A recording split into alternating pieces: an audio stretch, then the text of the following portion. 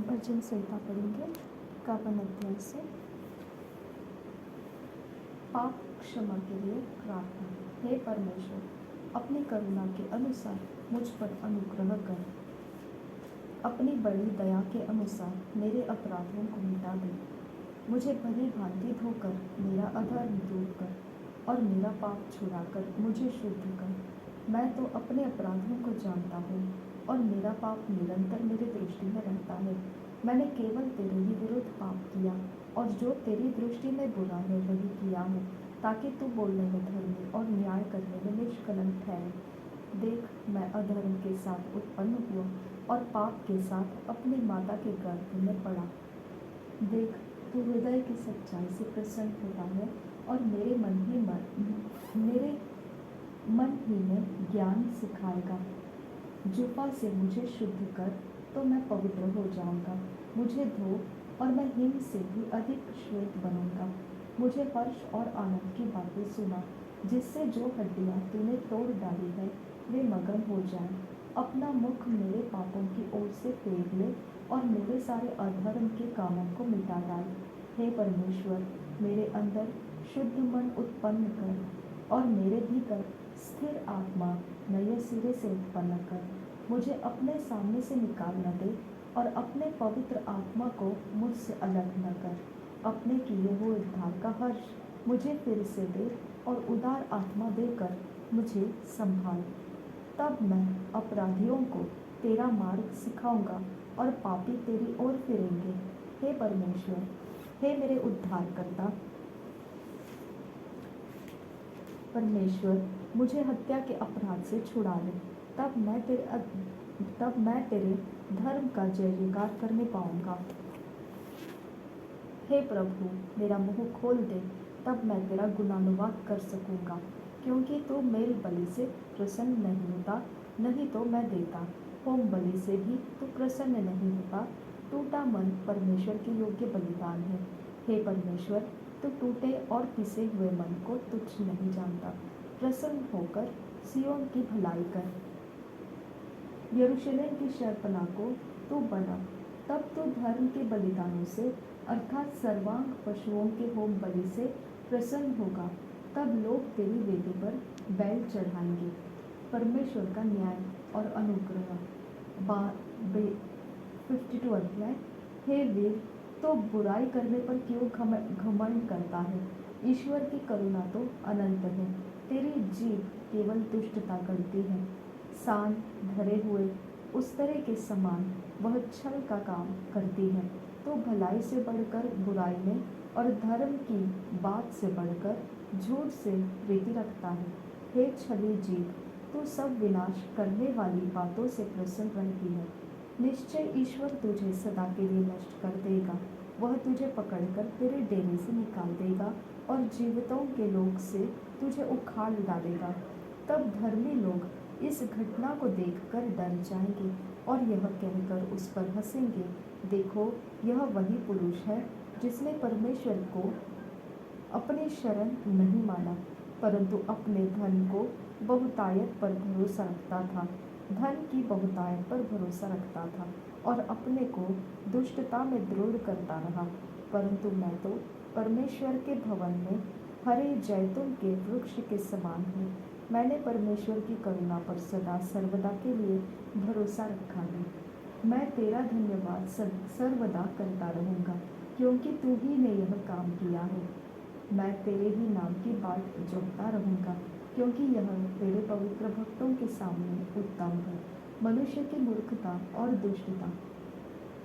53 अध्याय। मूढ़ ने अपने मन में कहा, कोई परमेश्वर है ही नहीं। वे बिगड़ गए, उन्होंने कुटिलता के घिनौने कर्म किए हैं। कोई सुकर्मी नहीं। परमेश्वर ने स्वर्ग पर से मनुष्यों के ऊपर दृष्टि की, ताकि देखे कि कोई बुद्धि से चलने वाला या परमेश्वर को पूछने वाला है कि नहीं। वे सब के सब हट गए, सब एक साथ बिगड़ गए। कोई सुकर्मी नहीं, एक भी नहीं। क्या उन सब अनर्थकारियों को कुछ भी ज्ञान नहीं, जो मेरे लोगों को ऐसे खाते हैं जैसे रोटी और परमेश्वर का नाम नहीं लेते? वहाँ उन पर भय छा गया जहाँ भय का कोई कारण न था, क्योंकि यहोवा ने उनकी हड्डियों को जो तेरे विरुद्ध छावनी डाले पड़े थे तितर बितर कर दिया। तूने तो उन्हें लज्जित कर दिया, इसलिए कि परमेश्वर ने उनको निकम्मा ठहराया है। भला होता कि इज़राइल का पूरा उद्धार सिय्योन से निकलता। जब परमेश्वर अपने प्रजा को बंधुआई से लौटा ले आएगा, तब याकूब मगन और इज़राइल आनंदित होगा।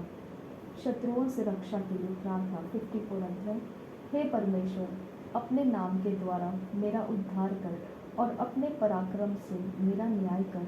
हे परमेश्वर, मेरी प्रार्थना सुन ले, मेरे मुंह के वचनों की ओर कान लगा, क्योंकि परदेशी मेरे विरुद्ध उठे हैं और कुकर्मी मेरे प्राण के ग्राहक हुए हैं।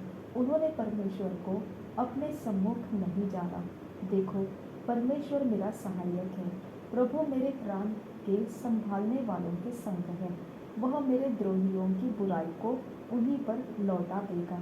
हे परमेश्वर, अपनी सच्चाई के कारण उनका विनाश कर। मैं तुझे स्वेच्छा बलि चढ़ाऊंगा।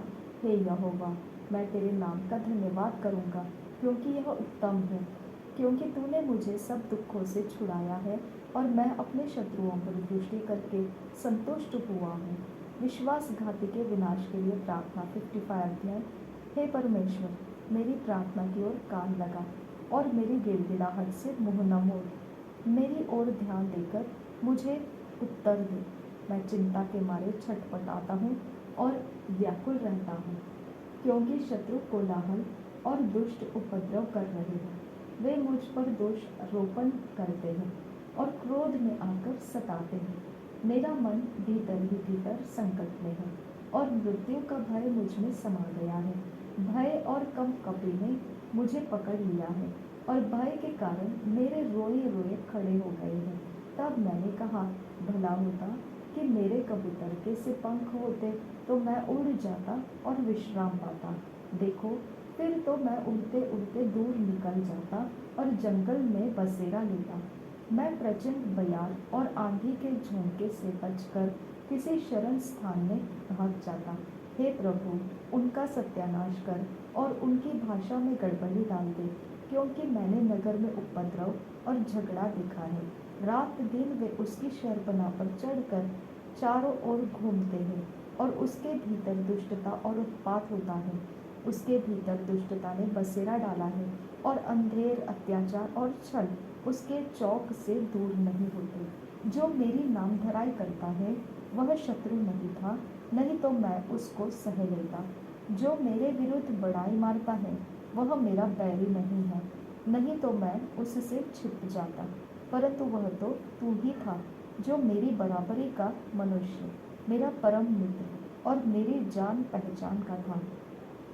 हम दोनों आपस में कैसी मीठी मीठी बातें करते थे। हम भीड़ के साथ परमेश्वर के भवन को जाते थे। उनको मृत्यु अचानक आ दबाए, वे जीवित ही अधोलोक में उतर जाएं, क्योंकि उनके घर और मन दोनों में बुराइयों और उत्पात भरा है। परंतु मैं तो परमेश्वर को पुकारूंगा और यहोवा मुझे बचा लेगा। सांझ को, भोर को, दोपहर को, तीनों पहर मैं दोहाई दूंगा और कराहता रहूंगा, और वह मेरा शब्द सुन लेगा। जो लड़ाई मेरे विरुद्ध मची थी, उससे उसने मुझे कुशल के साथ बचा लिया है। उन्होंने तो बहुतों के संग लेकर मेरा सामना किया था।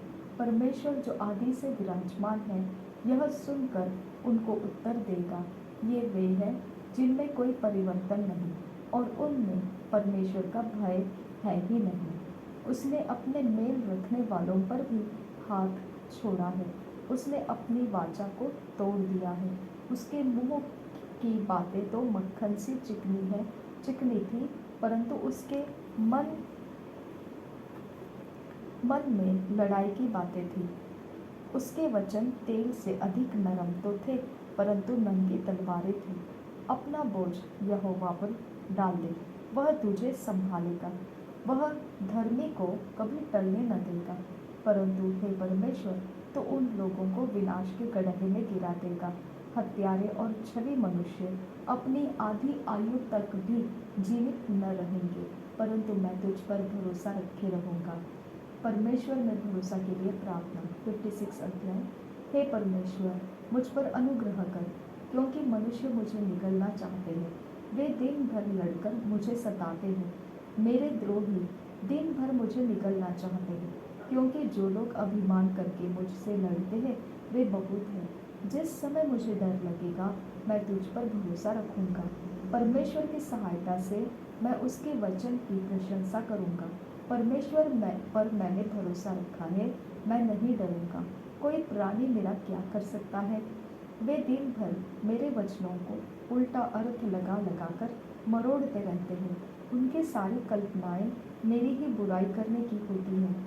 वे सब मिलकर इकट्ठा होते हैं और छिप कर बैठते हैं। वे मेरे कदमों को देखते भागते हैं, मानो वे मेरे प्राणों की घात में ताक लगाए बैठे हों। क्या वे बुराई करके भी बच जाएंगे? हे परमेश्वर, अपने क्रोध से देश देश के लोगों को गिरा दे। तो मेरे मारे मारे फिरने का हिसाब रखता है, तो मेरे आंसुओं को अपनी कुप्पी में रख ले।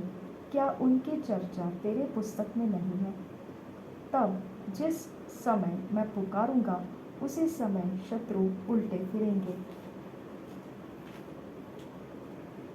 यह मैं जानता हूँ कि परमेश्वर मेरी ओर है। परमेश्वर की सहायता से मैं उसके वचन की प्रशंसा करूँगा। यहोवा की सहायता से मैं उसके वचन की प्रशंसा करूँगा। मैंने परमेश्वर पर भरोसा रखा है, मैं न डरूँगा। मनुष्य मेरा क्या कर सकता है? हे परमेश्वर, तेरी मन्नतों का भार मुझ पर बना है। मैं तुझको धन्यवाद बलिदान चढ़ाऊँगा, क्योंकि तूने मुझको मृत्यु से बचाया है। तूने मेरे पैरों को भी फिसलने से बचाया है, ताकि मैं परमेश्वर के सामने जीवतों के उजियाले में चलूं फिरूं। छुटकारे के लिए प्रार्थना। हे परमेश्वर। 57 अध्याय। हे परमेश्वर, मुझ पर अनुग्रह कर, क्योंकि मैं तेरा शरणागत हूँ, और जब तक ये विपत्तियाँ निकल न जाए तब तक मैं तेरे पंखों तले शरण लिए रहूँगा। मैं परम प्रधान परमेश्वर को पुकारूंगा, परमेश्वर को जो मेरे लिए सब कुछ सिद्ध करता है। परमेश्वर स्वर्ग से भेजकर मुझे बचा लेगा जब मेरा निगलने वाला निंदा कर रहा हो। परमेश्वर अपनी करुणा और सच्चाई प्रकट करेगा। मेरा प्राण सिंहों के बीच में है, मुझे जलते हुओं के बीच में लेटना पड़ता है, अर्थात ऐसे मनुष्यों के बीच में जिनके दांत बरछी और तीर हैं और जिनकी जीभ तेज तलवार है। हे परमेश्वर, तू स्वर्ग के ऊपर अति महान और तेजोमय है। तेरी महिमा सारी पृथ्वी के ऊपर फैल जाए। उन्होंने मेरे पैरों के लिए जाल लगाया है, मेरा प्राण ढला जाता है। उन्होंने मेरे आगे गड्ढा खोदा, परंतु आप ही उसमें गिर पड़े। हे परमेश्वर, मेरा मन स्थिर है। मैं गाऊंगा, वरन भजन कीर्तन करूंगा। हे मेरी आत्मा, जाग जा। हे सारंगी और वीणा, जाग जाओ। मैं भी पाँव फटते ही जाग उठूंगा। हे प्रभु, मैं देश देश के लोगों के बीच तेरा धन्यवाद करूंगा। मैं राज्य राज्य के लोगों के बीच तेरा भजन गाऊंगा, क्योंकि तेरी करुणा स्वर्ग तक बढ़ी है और तेरी सच्चाई आकाश मंडल तक पहुंचती है। हे परमेश्वर, तू स्वर्ग के ऊपर अति महान है। तेरी महिमा सारी पृथ्वी के ऊपर फैल जाए। दुष्ट को दंडित करने की प्रार्थना। 58 अध्याय। हे मनुष्यों, क्या तुम सचमुच धर्म की बात बोलते हो? हे मनुष्य वंशियों, क्या तुम सिधाई से न्याय करते हो? नहीं, तुम मन ही मन में कुटिल काम करते हो। तुम देश भर में उपद्रव करते जाते हो। दुष्ट लोग जन्मते ही पराये हो जाते हैं। वे पेट से निकलते ही झूठ बोलते हुए भटक जाते हैं। उनमें सर्प का सा विष है। वे उस नाग के समान है जो सुनना नहीं चाहता, और सपेरा कितनी भी निपुणता से क्यों न मंत्र पढ़े तो भी उसकी नहीं सुनता। हे परमेश्वर, उनके मुंह में से दांतों को तोड़ दे। हे यहोवा, उन जवान सिंहों की दालों को उखाड़ डाल। वे घुल कर बहते हुए पानी के समान हो जाए। जब वे अपने तीर चढ़ाए तब तीर मानो दो टुकड़े हो जाए। वे घोंघे के समान हो जाए जो घुल कर नष्ट हो जाता है, और स्त्री के गिरे हुए गर्भ के समान हो जिसने सूरज को देखा ही नहीं। इससे पहले कि तुम्हारी हांडियों में कांटों की आंच लगे, हरे व जले दोनों की को वह बवंडर से उड़ा ले जाए। धर्मी ऐसा पलटा देखकर आनंदित होगा, वह अपने पांव दुष्ट के लहू में धोएगा। तब मनुष्य कहने लगेंगे, निश्चय धर्मी के लिए फल है, निश्चय परमेश्वर है जो पृथ्वी पर न्याय करता है। सुरक्षा के लिए प्रार्थना 59 अध्याय। हे मेरे परमेश्वर, मुझको शत्रुओं से बचा, मुझे ऊंचे स्थान पर रखकर मेरे विरोधियों से बचा। मुझको बुराई करने वालों के हाथ से बचा और हत्यारों से मेरा उद्धार कर, क्योंकि देख वे मेरे घात में लगे हैं। हे यहोवा, मेरा कोई दोष या पाप नहीं है, तो भी बलवंत लोग मेरे विरुद्ध इकट्ठे होते हैं। वे मुझ निर्दोष पर दौड़कर लड़ने को तैयार हो जाते हैं। मुझसे मिलने के लिए जाग उठ और यह देख, हे सेनाओं के परमेश्वर यहोवा, हे इज़राइल के परमेश्वर, सब अन्य जाति वालों को दंड देने के लिए जाग। किसी विश्वासघाती अत्याचारी पर अनुग्रह न कर। वे लोग सांझ को लौटकर कुत्ते के समान गुर्राते हैं और नगर के चारों ओर घूमते हैं। देख, वे डकारते हैं, उनके मुंह के भीतर तलवारें हैं, क्योंकि वे कहते हैं, कौन सुनता है। परंतु हे यहोवा, तू उन पर हंसेगा, तू सब अन्य जातियों को ठट्ठों में उड़ाएगा। हे मेरे बल, मुझे तेरी ही आस होगी, क्योंकि परमेश्वर मेरा ऊंचा गढ़ है। परमेश्वर करुणा करता हुआ मुझसे मिलेगा। परमेश्वर मेरे शत्रुओं के विषय मेरी इच्छा पूरी कर देगा। उन्हें घात न कर, न हो कि मेरी प्रजा भूल जाए। हे प्रभु, हे हमारे ढाल, अपनी शक्ति से उन्हें तितर-बितर कर, उन्हें दबा दे। वह अपने मुंह के पाप और ओठों के वचन और शाप देने और झूठ बोलने के कारण अभिमान में फंसे हुए पकड़े जाए।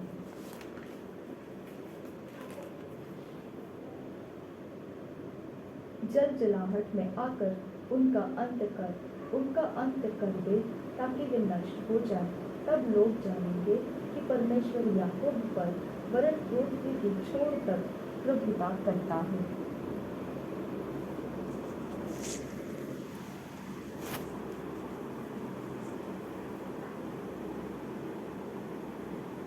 वे सांझ को लौटकर कुत्ते के समान गुर्राते और नगर के चारों ओर घूमते हैं। वे टुकड़े के लिए मारे मारे फिरते और तृप्त न होने पर रात भर गुर्राते हैं। परंतु मैं तेरी सामर्थ्य का यश गाऊंगा और भोर को तेरी करुणा का जय जयकार करूंगा, क्योंकि तू मेरा ऊंचा गढ़ है और संकट के समय मेरा शरण स्थान ठहरा है। हे मेरे बल, मैं तेरा भजन गाऊंगा, क्योंकि हे परमेश्वर, तू मेरा ऊंचा गढ़ और मेरा करुणामय परमेश्वर है। छुटकारे के लिए प्रार्थना 60 अध्याय 60 अध्याय। हे परमेश्वर, तूने हमको त्याग दिया और हमको तोड़ डाला है। तो क्रोधित हुआ, फिर हमको ज्यों का त्यों कर दे। तूने भूमि को कंपाया और फाड़ डाला है, उसकी दरारों को भर दे, क्योंकि वह डगमगा रही है। तूने अपनी प्रजा को कठिन दुख भुगताया। तूने हमें लड़खड़ा देने वाला दाख मधु पिलाया है। तूने डरवैयों को झंडा दिया है कि वह सच्चाई के कारण फहराया जाए। तू अपने दाहिने हाथ से बचा और हमारी सुन ले कि तेरे प्रिय छुड़ाए जाए। परमेश्वर पवित्रता के साथ बोला है, मैं प्रफुल्लित होऊंगा। मैं शकेम को बांट लूँगा और सुक्कोत की तराई को नपवाऊँगा। गिलाद मेरा है, मनश्शे भी मेरा है, और अप्रैम मेरे सिर का टोप। यहूदा मेरा राजदंड है। मोवाब मेरे धोने का पात्र है। मैं एदोम पर अपना जूता फेंकूंगा। हे पलिश्तों, मेरे ही कारण जय जयकार कर।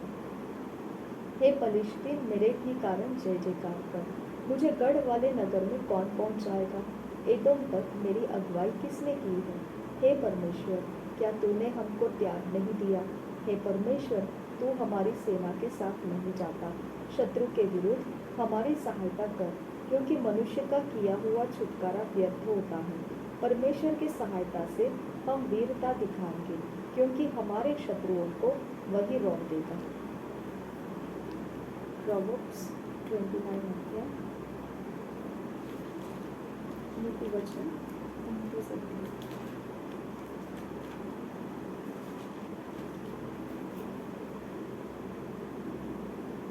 जो बार बार डांटे जाने पर भी हट करता है, वह अचानक नष्ट हो जाएगा और उसका कोई भी उपाय काम न आएगा।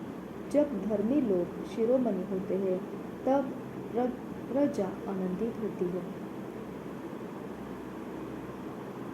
परंतु जब दुष्ट प्रभुता करता है, तब प्रजा हाय हाय करती है। जो पुरुष बुद्धि से प्रीति रखता है, अपने पिता को आनंदित करता है, परंतु वेश्याओं की संगति करने वाला धन को उड़ा देता है।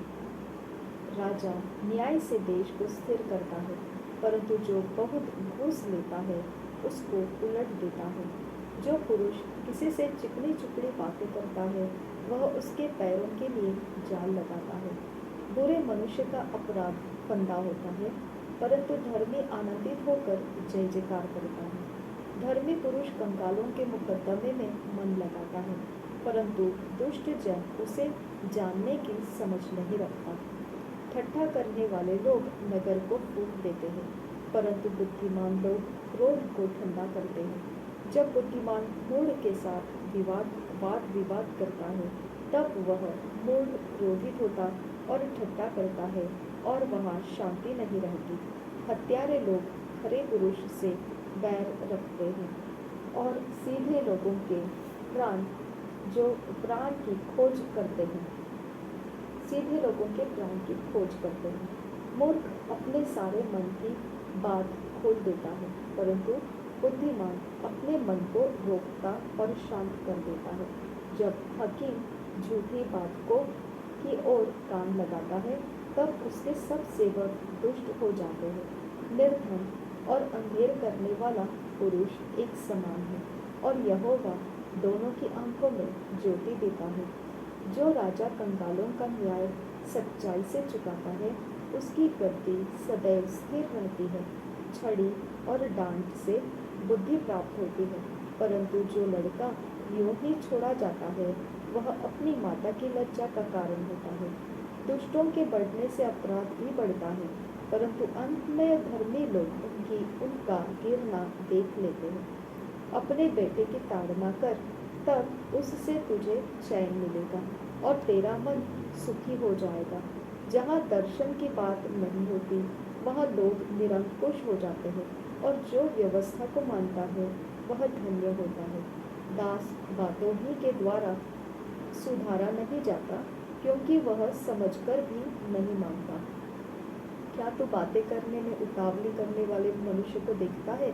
उससे अधिक तो मूर्ख ही से आशा है, जो अपने दास को उसके लड़कपन से ही लाड़ प्यार से पालता है। वह दास अंत में उसका बेटा बन बैठता है। क्रोध करने वाला मनुष्य झगड़ा मचाता है, और अत्यंत क्रोध करने वाला अपराधी भी होता है। मनुष्य को गर्व के कारण नीचा देखना पड़ता है, परंतु नम्र आत्मा वाला महिमा का अधिकारी होता है। जो चोर की संगति करता है, वह अपने प्राण का बैरी होता है। शपथ खाने पर भी वह बात को प्रकट नहीं करता। मनुष्य का भय खाना फंदा हो जाता है, परंतु जो यहोवा पर भरोसा रखता है, उसका स्थान ऊंचा किया जाएगा। हकीम से भेंट करना बहुत लोग चाहते हैं, परंतु मनुष्य का न्याय यहोवा ही करता है। धर्म लोग कुटिल मनुष्य से घृणा करते हैं, और दुष्ट जन भी सीधी चाल चलने वालों से घृणा करता है।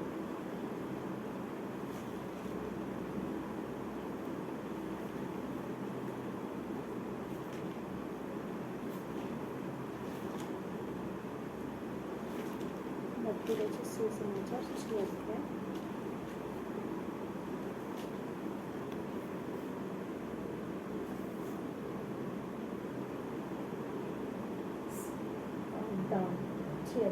सावधान रहो, तो मनुष्यों को दिखाने के लिए अपने धर्म के काम न करो, नहीं तो अपने स्वर्गीय पिता से कुछ भी फल न पाओगे।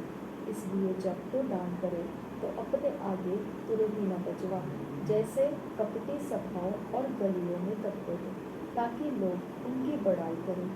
मैं तुमसे सच कहता हूँ कि वे अपना प्रतिफल पा चुके। परंतु जब तू दान करे, तो जो तेरा दाहिना हाथ करता है, उसे तेरा बायां हाथ न जानने पाए, ताकि तेरा दान गुप्त रहे, और तब तेरा पिता जो गुप्त में देखता है तुझे प्रतिफल देगा। प्रार्थना। जब तू प्रार्थना करे तो कपटियों के समान न हो, क्योंकि लोगों को दिखाने के लिए आराधनालयों में और सड़कों के मोड़ों पर खड़े होकर प्रार्थना करना उनको अच्छा लगता है। मैं तुमसे सच कहता हूँ कि वे अपना प्रतिफल पा चुके। परंतु जब तू प्रार्थना करे तो अपनी कोठरी में जा और द्वार बंद करके अपने पिता से जो गुप्त में है प्रार्थना कर। तब तेरा पिता जो गुप्त में देखता है तुझे प्रतिफल देगा। प्रार्थना करते समय अन्य जातियों के समान बक बक न करो, क्योंकि वे समझते हैं कि उनके बहुत बोलने से उनकी सुनी जाएगी। इसलिए तुम उनके समान न बनो, क्योंकि तुम्हारा पिता तुम्हारे मांगने से पहले ही जानता है कि तुम्हारी क्या क्या आवश्यकताएं हैं। अतः तुम इस रीति से प्रार्थना किया करो। हे हमारे पिता, तू जो स्वर्ग में है, तेरा नाम पवित्र माना जाए, तेरा राज्य आए, तेरी इच्छा जैसे स्वर्ग में पूरी होती है वैसे पृथ्वी पर भी हो। हमारी दिन भर की रोटी आज हमें दे, और जिस प्रकार हमने अपने अपराधियों को क्षमा किया है, वैसे ही तू भी हमारे अपराधों को क्षमा कर, और हमें परीक्षा में न ला, परंतु बुराई से बचा, क्योंकि राज्य और पराक्रम और महिमा सदा तेरी ही है। आमीन। इसलिए यदि तुम मनुष्य के अपराध क्षमा करोगे, तो तुम्हारा स्वर्गीय पिता भी तुम्हें क्षमा करेगा, और यदि तुम मनुष्यों के अपराध क्षमा न करोगे, तो तुम्हारा पिता भी तुम्हारे अपराध क्षमा न करेगा। उपवास। जब तुम उपवास करो तो कपटियों के समान तुम्हारे मुंह पर उदासी न छाई रहे, क्योंकि वे अपना मुंह बनाए रहते हैं ताकि लोग उन्हें उपवासी जानें। मैं तुमसे सच कहता हूँ कि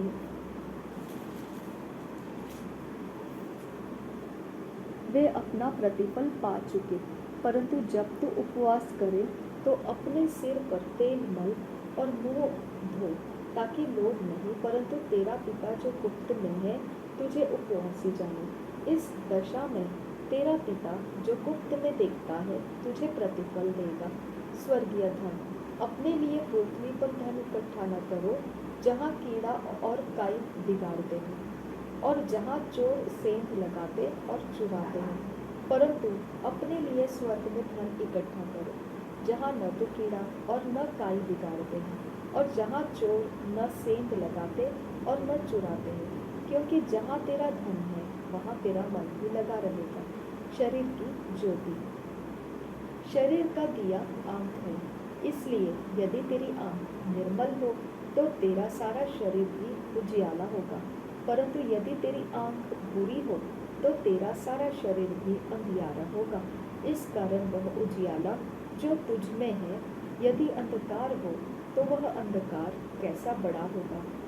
परमेश्वर और धन। कोई मनुष्य दो स्वामियों की सेवा नहीं कर सकता, क्योंकि वह एक से बैर और दूसरे से प्रेम रखेगा, या एक से मिला रहेगा और दूसरे को तुच्छ जानेगा। तुम परमेश्वर और धन दोनों की सेवा नहीं कर सकते। इसलिए मैं तुमसे कहता हूँ कि अपने प्राण के लिए यह चिंता न करना कि हम क्या खाएंगे और क्या पिएंगे, और न अपने शरीर के लिए कि क्या पहनेंगे।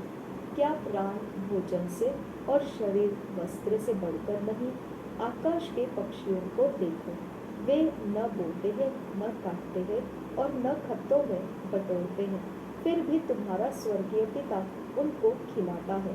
क्या तुम उनसे अधिक मूल्य नहीं रखते? तुम में कौन है जो चिंता करके अपनी आयु में एक घड़ी भी बढ़ा सकता है? और वस्त्र के लिए क्यों चिंता करते हो? जंगली सोसनों पर ध्यान करो कि वे कैसे बढ़ते हैं। वे न तो परिश्रम करते न काटते हैं। तो भी मैं तुमसे कहता हूँ कि सुलेमान भी अपने सारे वैभव में उनमें से किसी के समान वस्त्र पहने हुए न था। इसलिए जब परमेश्वर मैदान की घास को, जो आज है और कल भाड़ में झोंकी जाएगी, ऐसा वस्त्र पहनाता है, तो हे अल्पविश्वासियों, तुमको वह इनसे बढ़कर क्यों न पहनाएगा। इसलिए तुम चिंता करके यह न कहना कि हम क्या खाएंगे या क्या पिएंगे या क्या पहनेंगे, क्योंकि अन्य जाति इन सब वस्तुओं की खोज में रहते हैं, पर तुम्हारा स्वर्गीय पिता जानता है कि तुम्हें इन सब वस्तुओं की आवश्यकता है। इसलिए पहले तुम परमेश्वर के राज्य और उसके धर्म की खोज करो, तो ये सब वस्तुएं भी तुम्हें मिल जाएगी। अतः कल की चिंता न करो, क्योंकि कल का दिन अपनी चिंता आप कर लेगा। आज के लिए आज ही का दुख बहुत है।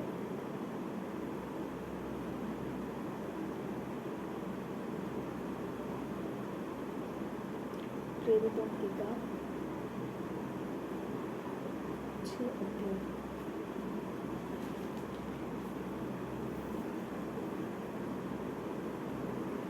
7 सेवकों का चुना जाना। उन दिनों में जब चेलों की संख्या बहुत बढ़ने लगी, तब यूनानी भाषा बोलने वाले इब्रानी भाषा बोलने वालों पर कुड़कुड़ाने लगे कि प्रतिदिन की सेवकाई में हमारी विधवाओं की सुधि नहीं ली जाती।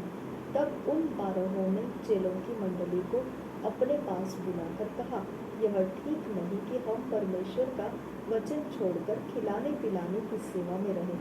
इसलिए हे भाइयों, अपने में से 7 सुनाम पुरुषों की हो, जो पवित्र आत्मा और बुद्धि से परिपूर्ण हो, चुन लो कि हम उन्हें इस काम पर ठहरा दें, परंतु हम तो प्रार्थना में और वचन की सेवा में लगे रहेंगे।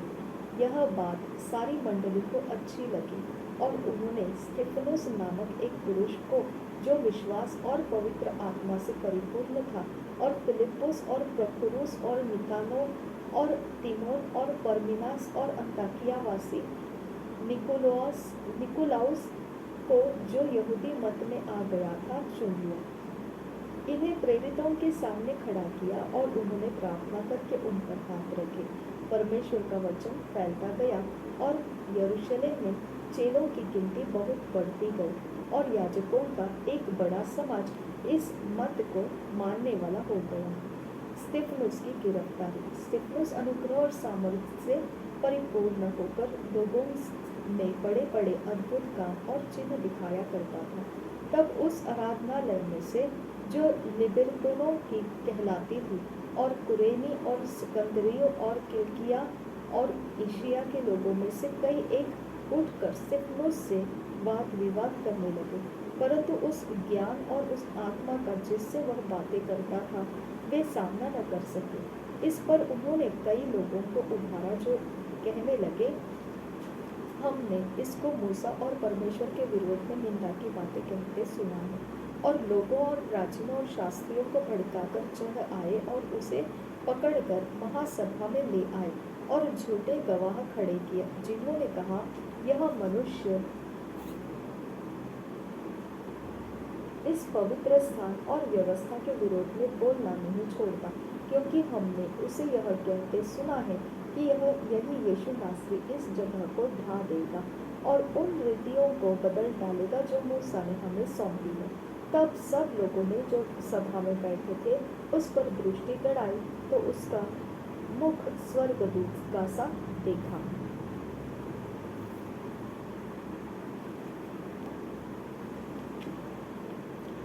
Thank you Jesus. पिता परमेश्वर, जो हमने वचन को पढ़ा है, हमारे हृदय के अंदर ये सील हो जाए, हमारे हृदय के अंदर की मलिनता इन वचनों के आ जाने की वजह से निकाल दी जाए, हमारा हृदय शुद्ध हो जाए, हमारे सोच और हमारा इमेजिनेशंस, हमारे हर एक पिता, हमारा कंप्लीट लिविंग बीइंग तेरे इस वचन के आ जाने की वजह से रोशनी से भर जाए और शुद्ध हो जाए, अंधेरा हट जाए। जो भी बातें बिगड़ी हुई है उसको किस प्रकार से सुलझाना है, तेरा रोशनी इन वचनों में से हम पर उतर कर आए और हमारे सारे मार्ग उजियाले से भर दे। हमें आगे देखने वाला उजियाला दे। हम आगे कैसे बढ़ना है, कौन से स्टेप्स के साथ बढ़ना है, तेरा उजियाला ये वचन है खुदा। इस वचन की गहरी बात हमने तू प्रकट कर और परमेश्वर हमारे रास्ते बना, ताकि हम आगे का रास्ता चल सके। हमारी सहायता करने वाले तेरे स्वर्गदूतों को रिलीज कर।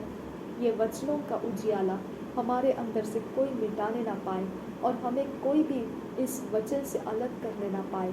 हमारे टेढ़े मेढ़े रास्तों को सीधा करने वाला स्वर्गदूत भेज और हमें हाथों में उठा लेने वाला स्वर्गदूत दे, ताकि हम ठोकर ना खाएं। मेरे परमेश्वर, ये सारी बातें नासरी यीशु के नाम में मांगते हैं पिता, सुन और कबूल कर। आमीन आमीन।